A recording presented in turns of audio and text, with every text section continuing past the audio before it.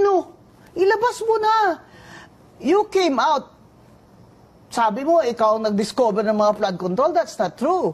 You only acted because the U.S. State Department issued a report and told you that this cannot go on. This cannot go on.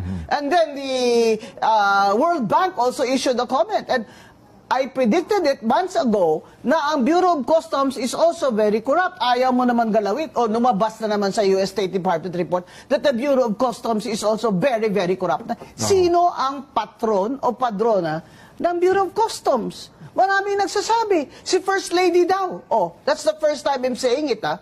Because I have to say it. Hindi po ako pwedeng magtago. At kung ito po ay mali na information, I am requesting BBM and the First Lady to cut this snake's head now para masatisfy ang tao na hindi sila kasabwat sa mga massive na korupsyon na ito. Kasi po, buhay na ng Pilipino na kataya dito, hindi po politika.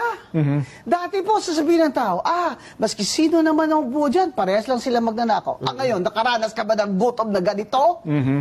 Tanungin mo pamilya mo. Mag-graduate yung mga anak mo? Akala mo may trabaho pa? Wala nang trabaho. Akala mo kahit ka ng kayod ngayon para mapatapos mo yung anak mo? Pagka-graduate, maahon ka? Wala nang trabaho. Another 3 years, wala nang trabaho. Foreign direct investment, minus 40.5%. Wala na. Amerika na lang at Japan.